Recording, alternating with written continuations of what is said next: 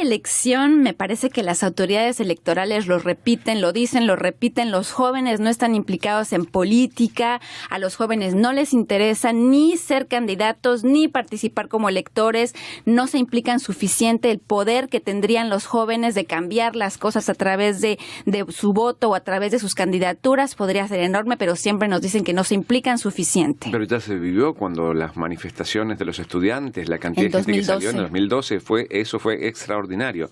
Pero igualmente, después de eso, tampoco se reconoce una participación juvenil, ciudadana en política, ¿no es cierto? De hecho, muchos jóvenes creen que no es a través de la política que los cambios van a llegar en las sociedades, pero hoy les presentamos aquí en el estudio a una excepción que confirma la regla. Alejandra Saga Méndez, bienvenida a Canadá en las Américas Café, ¿cómo le va? Muchas gracias por la invitación, muy bien. Usted es candidata por el partido Québec Solidaire en la circunscripción Bourassa-Sauvé de Montreal en las elecciones provinciales de Quebec que tendrán lugar en octubre próximo.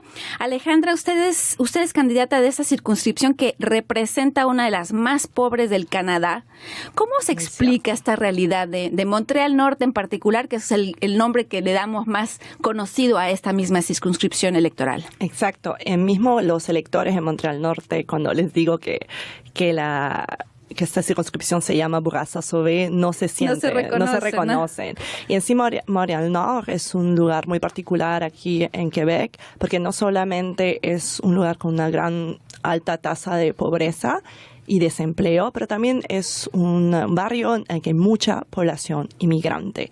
Yo crecí en Montreal Norte. Montreal Norte es como mi barrio de acogida, es ahí donde aprendí lo que es el Quebec, ahí aprendí el francés. ¿Y cómo explicamos esta desigualdad social?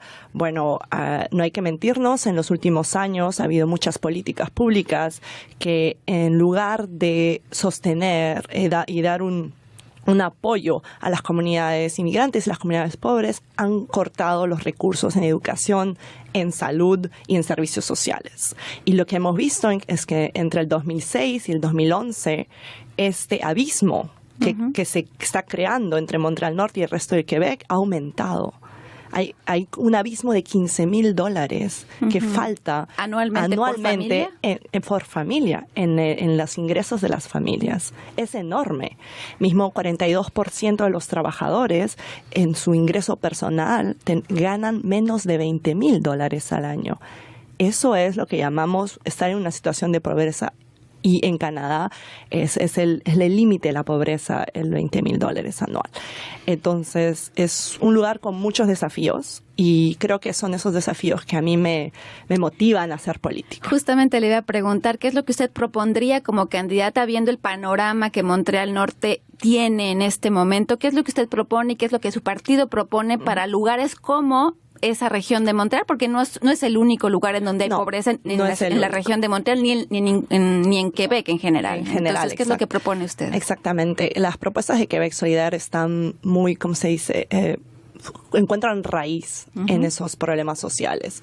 En una de las luchas más grandes que he llevado como en el partido y ahora cómo ha sido aceptado en la provincia de Ontario. Y la necesidad urge, porque nos damos cuenta que cuando uno gana $12 la hora, no vive, sobrevive. Y no se está pidiendo un sueldo mínimo de 30 la hora, o sea, equiparar y que uno pueda tener lo suficiente. Exacto. Lo suficiente y lo mínimo. Estamos hablando de lo mínimo ahora en el 2018 para que una familia pueda mantenerse. Otra cosa que yo veo en este barrio es que hay muchas familias monoparentales con solamente madres solteras. Si una madre soltera gana $12 la hora y tiene 2 hijos, es imposible. Estamos condenando a gente a la pobreza. Entonces, yo he trabajado mucho con asociaciones de trabajadores, sobre todo inmigrantes, trabajadores que no están sindicalizados, para lograr esta alza de $15 la hora. Somos el único partido que hemos llevado esta proposición hasta la Asamblea Nacional el año pasado con un proyecto de ley para reformar la forma que votamos el salario mínimo. No hemos tenido respuesta, pero seguimos en la lucha. Ahora, lo que hay que mencionar es que $15 la hora para la gente que nos está escuchando en América Latina le puede parecer una fortuna. Exacto. Porque ningún país de América Latina, algunos trabajadores sí, pero no son, digamos, la mayoría de los trabajadores pueden imaginarse una vida en la que sean pagados $15 la hora, pero en Canadá, con los precios de la comida, con los precios de las residencias, con los precios en general de transporte público y demás, es proporcional. Entonces, es un salario que además ha sido reconocido en otras provincias, como particularmente en Ontario, como lo mínimo para vivir bien y no caer en la pobreza. Es como el tema del piso de los $20,000 de los que ella hablaba hace unos instantes. Cuando uno dice $20,000, en algunos países eso puede sonar a mucho dinero, pero tomando en cuenta la realidad económica de Canadá y de Quebec, $20,000 no es prácticamente nada. Alguien que gana 20, incluso $25,000, que no sé si no es ese el piso salarial. El piso es $22,000 para la pobreza. Bueno, uno es pobre si gana menos de $22,000, un salario que en otras latitudes sería bueno.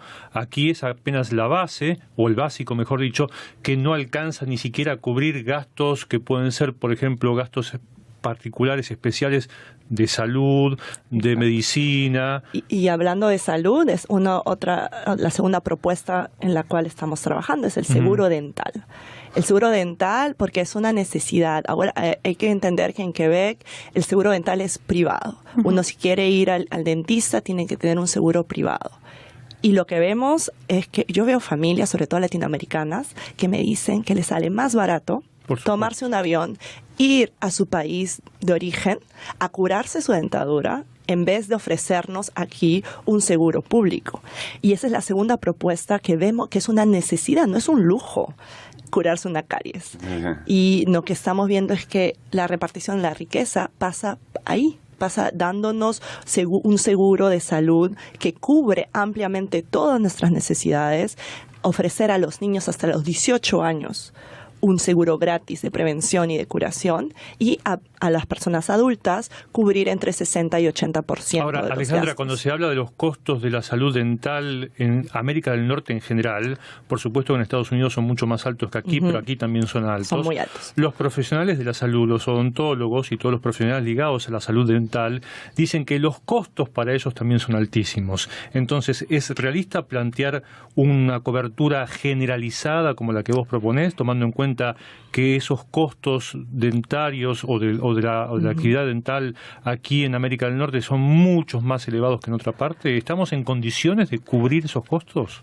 Nosotros creemos que sí, porque hemos empezado a tener reuniones con todas las asociaciones de, por ejemplo, higienistas, las personas que se encargan de hacer una prevención. Y una de las cosas que vemos es que los costos son muy altos para los odontólogos y los dentistas, porque ellos absolutamente, un higienista tiene que trabajar con un dentista al mismo tiempo. Una de las cosas que proponemos es dar a los técnicos en higiene dental una autonomía, como las enfermeras, para que puedan hacer más trabajo preventivo. Cuando hacemos más trabajo preventivo, no llegamos a un problema más grande, que sea una infección bucal, del otro lado. Eso baja los costos. Y del otro lado, el segundo efecto que tiene es que podemos regular una tarifa para todo el mundo igual, porque si no se crea una competencia entre los dentistas, entre establecer como una tarifa de base, y el tercer efecto es que aumenta la demanda. Ahora hay mucha gente que no va al dentista porque no tiene dinero. No tiene cobertura. Exacto. Y al no tener cobertura no tiene recursos para pagarlo. Entonces no podemos, el dentista no recibe esos beneficios. Hay una persona sobre 4 en Quebec, o sea, 25%, que no pone en pie en un dentista al año. Ese es 25% de nuestra población. Yo conozco un caso hace muchos años atrás, cuando yo había llegado, yo estuve en el bienestar social, y había una persona que estaba en el bienestar social y se había quedado más del tiempo que le correspondía, porque a partir de creo que eran 2 años o 3 años de estar bajo el sistema de bienestar social, uno recibía atención bucal. Y él tenía que arreglarse los dientes y tenía la posibilidad de salir a trabajar, y no quería hacerlo porque su posibilidad laboral no le brindaba seguro.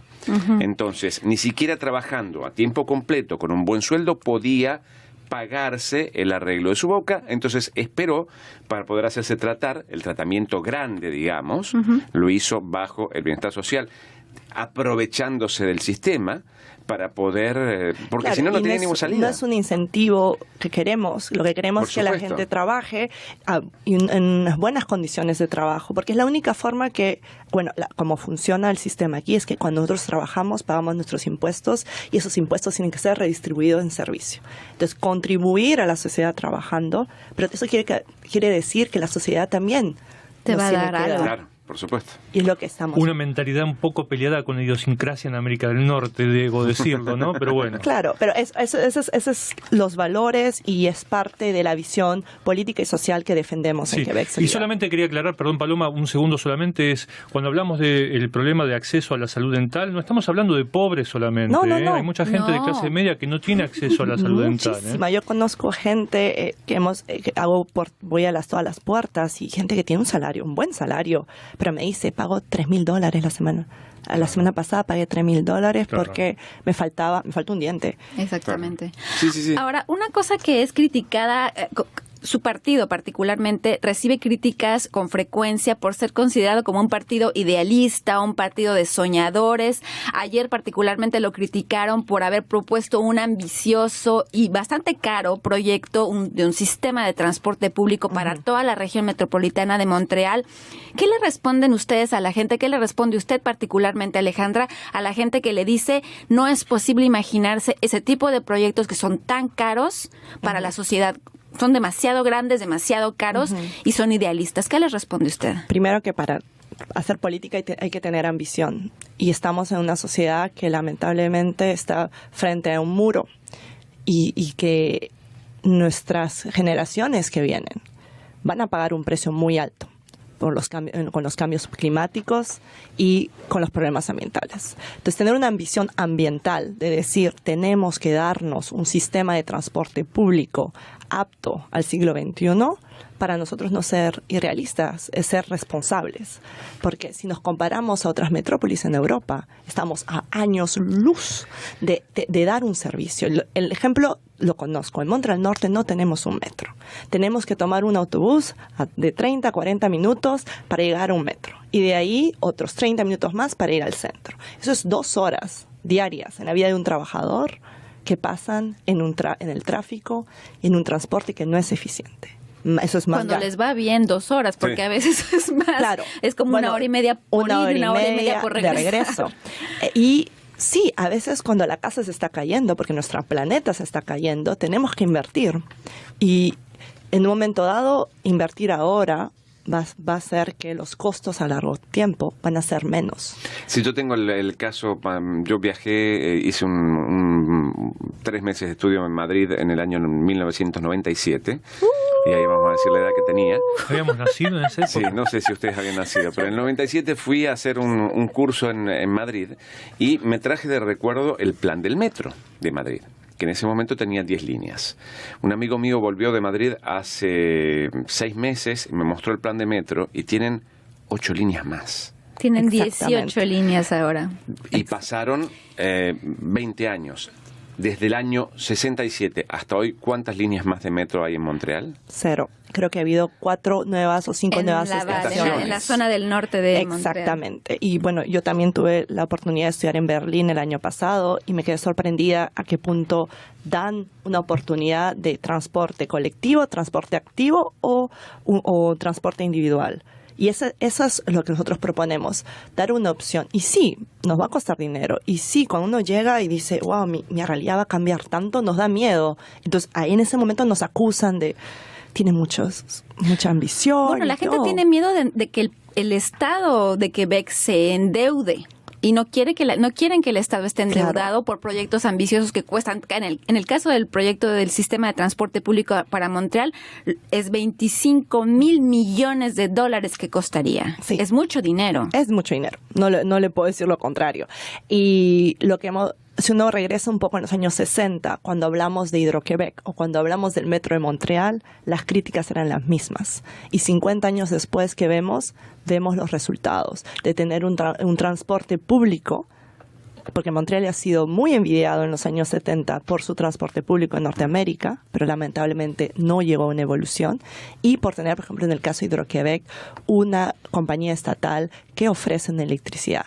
Así que yo creo que debemos lanzarnos en esta aventura. Y además, hay que decirlo, quienes critican esta propuesta de inversión en el caso de tu partido, pero hablo en general, no le estoy haciendo publicidad a tu propuesta, ni mucho menos.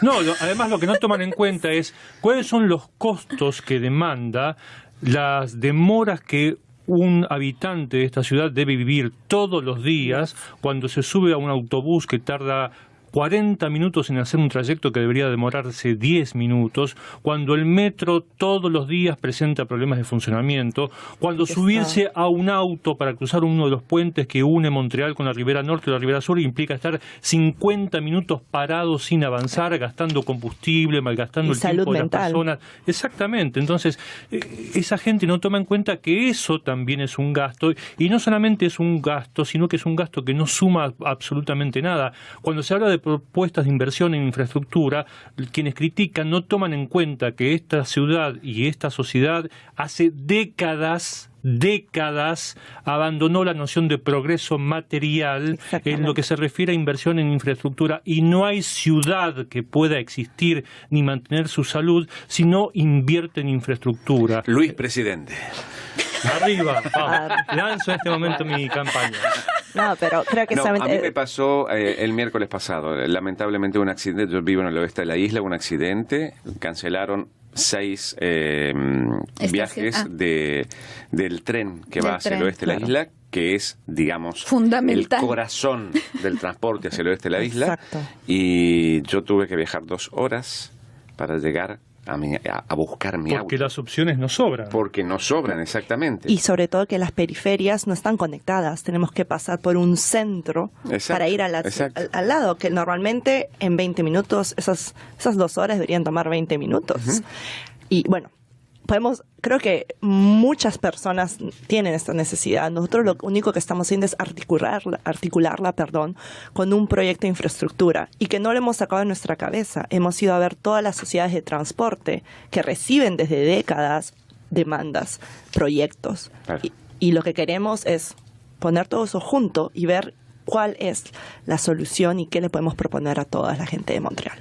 Ahora, usted no es la única joven en la región, en esa circunscripción. Hay otra candidata, Julie Seid, de la coalición Avenir Québec, que sería la coalición por el futuro de Quebec. Sí.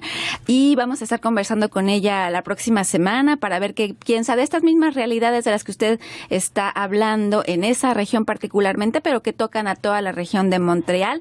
Ahora sí, entonces estamos comprobando con usted y con Julie que la juventud se está implicando particularmente en esas regiones de Montreal. Ella es de origen haitiano también, entonces representa bien, digamos, la zona, porque justamente hay muchos latinoamericanos, hay muchos haitianos en esa circunscripción de Montreal Norte.